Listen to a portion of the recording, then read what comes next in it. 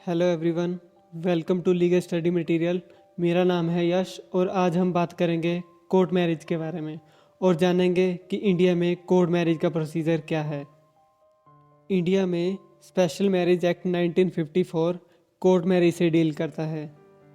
India में court marriage का procedure हर state में सेम है, चाहे आप कन्याकुमारी में रहते हैं या जम्मू कश्मीर में, गुजरात में रहते हैं या कोलकाता में, कोर्ट मैरिज का प्रोसीजर सेम रहेगा। कोर्ट मैरिज करने के लिए जो भी स्पेशल मैरिज एक्ट 1954 में प्रोसीजर दिया गया है वो इंडिया के हर एक सिटीज़न और इवन फॉरेनर्स के लिए भी एप्लीकेबल है। मतलब कि अगर आप इंडिया के बाहर के किसी लड़के या लड़की से शादी करना चाहते हैं कोर्ट मैरिज के थ्रू तो वो भी कर सकते हैं। तो आइए जान लेते हैं व्हाट इज़ कोर्ट मैरिज या कोर्ट मैरिज क्या होता है। कोर्ट मैरिज दो लड़का और लड़की के बीच में शादी करवाने की एक प्रोसेस है जिसमें स्पेशल मैरिज एक्ट के रूल्स को ध्यान में रख के ये मैरिज करवाई जाती है। कोर्ट मैरिज को मैरिज ऑफिसर और 3 और विटनेस के सामने सोलमनाइज किया जाता है। इसमें शादी करने वाले लड़का और लड़की की फिजिकल प्रेजेंस होना बहुत ज़रूरी होता है। तो आइए अब देख लेते हैं कि इंडिया में कौन सी कंडीशंस हैं जो कि कोर्ट मैरिज करने के लिए होना बहुत ज़रूरी है। तो फर्स्ट कंडीशन है एज ऑफ मेजॉरिटी। जो भी लड़का और लड़की कोर्ट मैरिज करवाने जा रहे हैं वो दोनों मेजॉरिटी एज को क्रॉस कर चुके होने चाहिए। इस एक्ट के अकॉर्डिंग लड़के की उम्र 21 साल और लड़की की उम्र 18 या उससे ज़्यादा होनी चाहिए। फ्री कंसेंट मतलब कि लड़का और लड़की दोनों की शादी करने के लिए फ्री कंसेंट होनी चाहिए। थर्ड कंडीशन है party should not have married before. मतलब कि लड़का और लड़की पहले से ही मैरिड नहीं होने चाहिए और अगर किसी अन्य व्यक्ति के साथ पहले से मैरिड हैं तो उनके साथ डाइवोर्स हो चुका होना चाहिए या फिर उनका जो स्पाउस था उसकी डेथ हो चुकी होनी चाहिए। और फोर्थ है कि लड़का या लड़की इंसैनिटी या मेंटल डिसऑर्डर के शिकार नहीं होने चाहिए। और अगला है प्रोहिबिटेड डिग्री ऑफ रिलेशनशिप्स।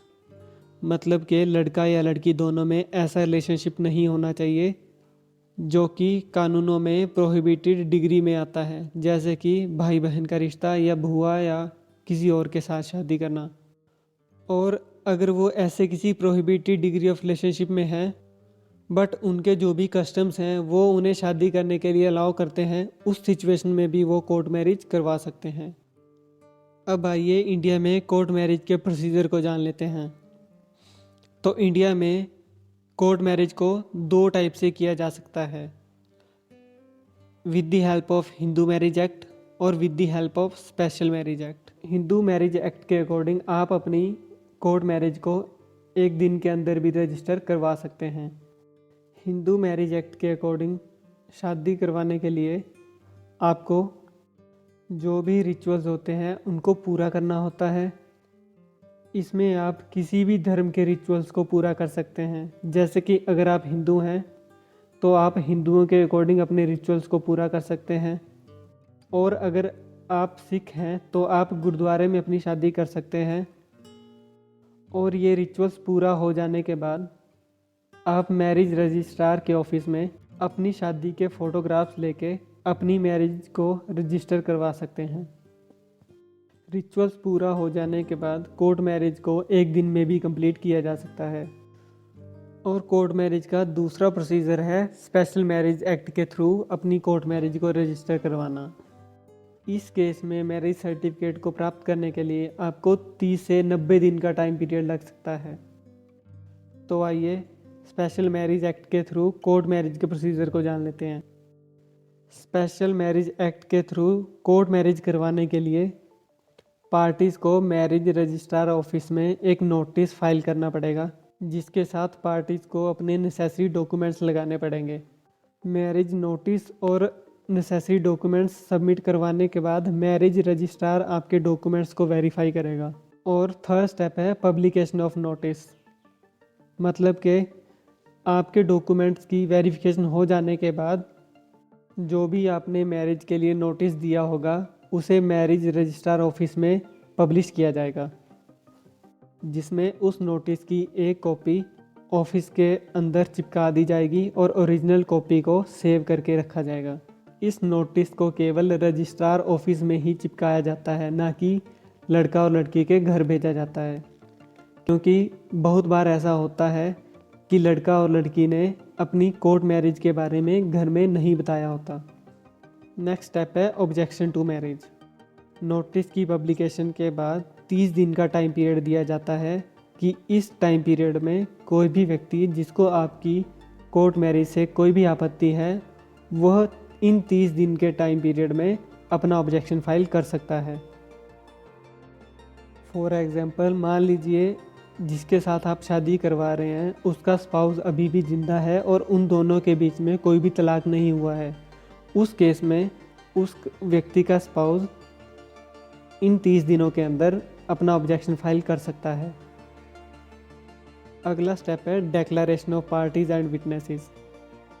अगर इन 30 दिनों के अंदर कोई भी ऑब्जेक्शन नहीं आता है या जो भी ऑब्जेक्शन आता है उसे सोल्व कर दिया जाता है, उस केस में इन 30 दिनों के पूरे हो जाने के बाद लड़का और लड़की से मैरिज एप्लीकेशन पर साइन करवाया जाता है और वो ये डिक्लेयर करते हैं कि वो जो भी कोर्ट मैरिज कर रहे हैं वो उनकी फ्री कंसेंट से हो रही है।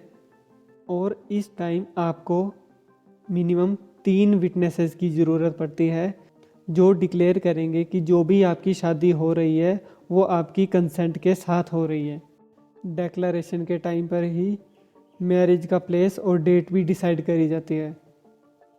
नेक्स्ट स्टेप है सोलमनाइजेशन ऑफ मैरिज। डेक्लरेशन के बाद दोनों लड़का और लड़की अपनी मैरिज को सोलमनाइज करते हैं, जिसमें विटनेसेस का और मैरिज रजिस्ट्रार का होना ज़रूरी होता है। मैरिज के सोलमनाइजेशन के बाद लास्ट स्टेप है मैरिज सर्टिफिकेट। जब भी आपकी मैरिज सोलमनाइज हो जाती है उसके बाद मैरिज रजिस्ट्रार आपको मैरिज सर्टिफिकेट प्रोवाइड करता है और यही मैरिज सर्टिफिकेट आपकी कोर्ट मैरिज का वैलिड प्रूफ होता है। तो आइए अब उन डॉक्यूमेंट्स को भी देख लेते हैं जो कि कोर्ट मैरिज करवाने के लिए ज़रूरी होते हैं। लड़का और लड़की के डॉक्यूमेंट के लिए मैरिज एप्लीकेशन जो कि लड़का और लड़की दोनों से साइन करवाई जाती है, लीगल डॉक्यूमेंट्स जो उनकी एज को शो करें, कोई भी रेजिडेंशियल प्रूफ, एक एफिडेविट, दोनों लड़का और लड़की की 2-2 पासपोर्ट साइज़ फ़ोटोज़, और अगर लड़का और लड़की का पहले डाइवोर्स हो चुका है उस केस में डाइवोर्स की कॉपी, और विटनेसेस के डॉक्यूमेंट्स में एक passport size photograph, pan card की कॉपी और कोई भी आइडेंटिफिकेशन प्रूफ। और अगर आप किसी फॉरेनर से कोर्ट मैरिज करवा रहे हैं उस केस में passport copy with valid visa, marriage status certificate और कोई भी प्रूफ कि पार्टी इंडिया में 30 दिन से ज़्यादा टाइम से रह रही है। Court marriage fees in India. देखिए, कोर्ट मैरिज का procedure through out India same रहता है, लेकिन जो भी कोर्ट मैरिज की फ़ीस होती है वो इंडिया में स्टेट टू स्टेट वेरी करती है। नॉर्मली जो भी कोर्ट मैरिज के प्रोसीजर के लिए फ़ीस लगती है वो 500 से 1000 रुपये के बीच में होती है। कोर्ट मैरिज से रिलेटेड कुछ क्वेश्चंस हैं, आइए उनको भी देख लेते हैं। तो पहला क्वेश्चन है कि how many witnesses should be there for a court marriage. मतलब कि कोर्ट मैरिज के टाइम पर कितने विटनेसेस होना ज़रूरी होता है। तो कोर्ट मैरिज के केस में कम से कम 3 विटनेसेस का होना बहुत ज़रूरी होता है। नेक्स्ट क्वेश्चन है कि कोर्ट मैरिज के टाइम क्या पेरेंट्स का होना ज़रूरी होता है। इसका आंसर है नहीं। कोर्ट मैरिज के प्रोसीजर में पेरेंट्स का होना या ना होना कोई भी इम्पोर्टेंस नहीं रखता है। कोर्ट मैरिज के लिए कोई भी 3 विटनेसेस हो सकते हैं, वो आपके फैमिली मेम्बर्स भी हो सकते हैं या आपके दोस्त भी हो सकते हैं।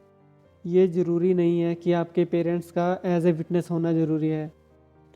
तो आज की वीडियो में हमने देखा कि कोर्ट मैरिज क्या होती है और कैसे करवाई जाती है, कौन कौन से ऐसे प्रोसीजर हैं जिनकी हेल्प से कोर्ट मैरिज करवाई जा सकती है। आशा करता हूँ कि आपको वीडियो पसंद आई होगी। कोर्ट मैरिज से रिलेटेड अगर आपको कोई भी डाउट्स हैं तो आप कमेंट बॉक्स में हमें पूछ सकते हैं। आज की वीडियो में इतना ही, मिलते हैं नेक्स्ट वीडियो में।